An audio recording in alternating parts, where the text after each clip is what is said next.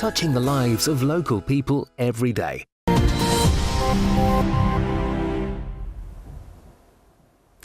Hello, welcome back. This is Business Extra. Tonight, how is Norfolk's tourism industry holding up as we head into a future outside of the EU?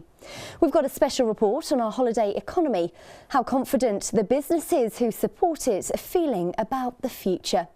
But first, let's catch up on this week's business headlines. First, a reminder of our top story tonight and, of course, the biggest of the week, 180 jobs on the line at Swinton Insurance in Norwich. As Neil said in the first part of the programme, the company plans to close the call centre on Rosary Road along with the 84 branches across the country. The firm says it's now entered a 45-day consultation period with staff affected. The Norfolk Chamber of Commerce has revealed its new chief executive this week. Chris Sargison will take over in June, succeeding the outgoing Caroline Williams, who steps down this month after 17 years in the role. Mr Sargison has previously worked at Norwich Union Direct in the 90s before leaving to launch It's For Me, one of the UK's most successful online car insurance brokers and a major Norwich employer. There are doubts over the future of two key routes from Norwich Airport. The year-round sunshine flights to Malaga and Alicante in Spain have been excluded from Flybe's winter schedule. The flights have been a major part of the airport's bid to win back passengers since they were revived last year. But Flybe, which just last month warned of poor financial results and threatened to stop unprofitable flying, says it was still in discussions with the airport and the flights could yet continue. Currently, passengers cannot book flights from Norwich to the Spanish resorts beyond the end of October. And the new manager of one of Norwich's major shopping centres has said he's looking forward to the challenge. Robert Bradley has been appointed as centre manager at Norwich's Castle Mall, having previously held the role for 9 years. The news comes after Amanda Phillips announced her departure from the job to take up another opportunity in retail. Mr Bradley has previously worked at retail centres, including St John's in Liverpool. OK, those were your headlines, but now time for our special report on the health of holidays in Norfolk. Mark Summers has this. Our county is well known as a base for beautiful scenery, from the boats on the Broads to Horsley's famous seals. And that reputation is the basis for our thriving tourism industry, revealed this week in a new survey. It says the industry is worth a staggering £3.1 billion to the local economy and employs 55,000 people, who look after about 40 million visiting day trippers. The survey, carried out by accounting firm Larkin Gowan, also revealed that 2/3 of tourism and leisure firms in Norfolk increased their turnover last year. Tourism in Norfolk is doing incredibly well, but the last thing we want to do is rest on our laurels. The Larkin Gowan Tourism Survey is incredibly important. It allows us to benchmark basically how we're doing. So not only do we get the volume and value so we can see the figures, we know the day trippers, we know the employment, but as well as that, we can actually get a feel from the businesses, and that's incredibly important in terms of determining how we market Norfolk going forward. The working together, the collaborative approach of all the businesses is what makes us unique and grows the area. Individual businesses can only promote themselves so much. Working together and understanding each other grows the businesses more. The survey featured 331 businesses across Norfolk, Suffolk and Essex, including hotels, museums and shops, asking them about everything from social media and online presence to staff training. And it showed several positives. More than half are planning to invest in site improvements. 72% provide suitable facilities for the disabled, and a quarter saw an increase in employing full-time staff last year. But there are also clear negatives. A fifth said they are now less optimistic about the future, and 77% said they don't think the government's doing enough to support the industry.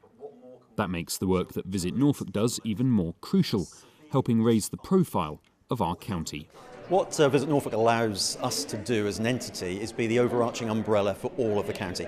We have fantastic destinations here, but what we're able to do is people who just know that there is this county in the east called Norfolk, we're able to, through our website and our other marketing activity, we're able to excite and entice them about the potential opportunities for a fantastic holiday short break or weekend here in Norfolk. And the launch of the survey on Tuesday also allowed those business leaders to look over the stats and share notes, something they say is vital. The power of collaboration is key. Joining forces, we can have a louder voice. I think this region is something to be extremely proud of, and if we can all team together and share our assets, it's really valuable. And also always looking to glean new insights, knowledge, understanding of the tourism industry and how we can adapt and improve. Broads tourism and Norfolk tourism is made up of small, medium enterprises.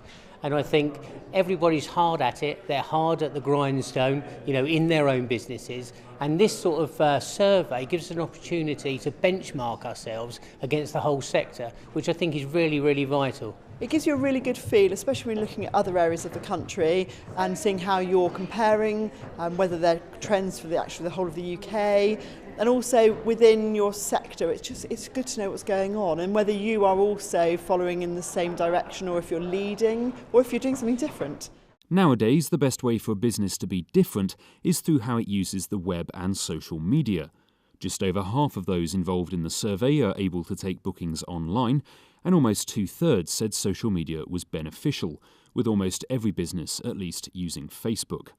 But 34% said their broadband speed was poor, with 56% saying the same thing about mobile phone reception. And that's a real issue for businesses hoping to boost their online presence and better understand the data the internet provides about potential customers. Nowadays, our smartphones, our experiences, our social media, our relationships are all very interconnected, and they're all really based around technology and how we use it. I think the power is in personalisation, and I think that we see some great examples of how data is used in the wider consumer space now to understand customers. I think for travel and tourism, that's probably the next step of the game. And then there's the big issue. Brexit continues to play on the minds of tourism chiefs. More than a quarter are concerned about an increase in costs, and 10% are worried about losing staff from other countries. But more than a third think it will lead to an increase in visitors from overseas. And there's also a belief that leaving the EU and the currently weak pound will lead to more people having a staycation and holidaying in the UK. 3/4 of businesses think this will happen, and 63% think the trend will continue beyond 2018.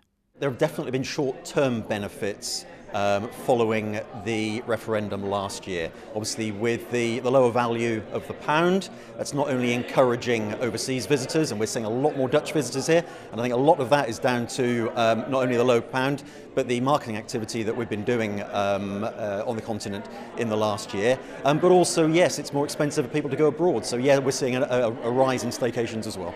There are some worries about Brexit. Anecdotally, everyone says that the lower the pound, we may have more people staycationing in our area.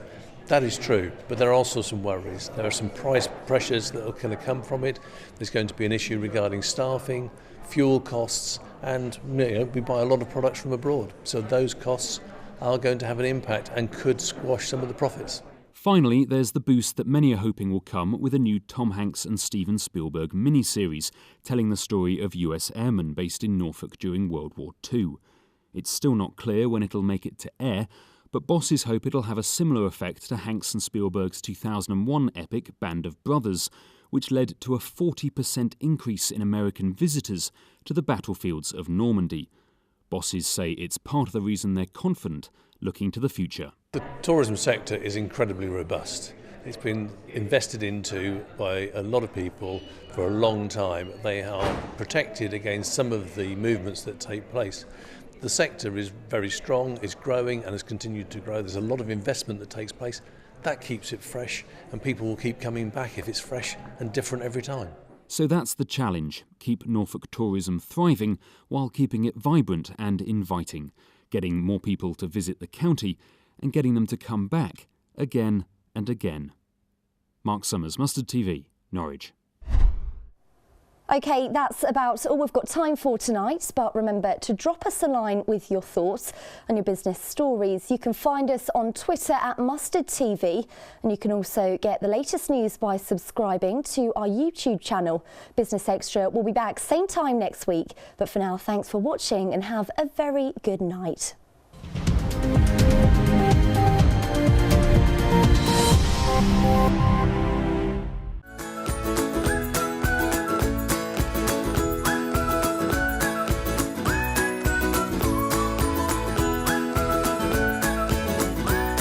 Norse, touching the lives of local people every day.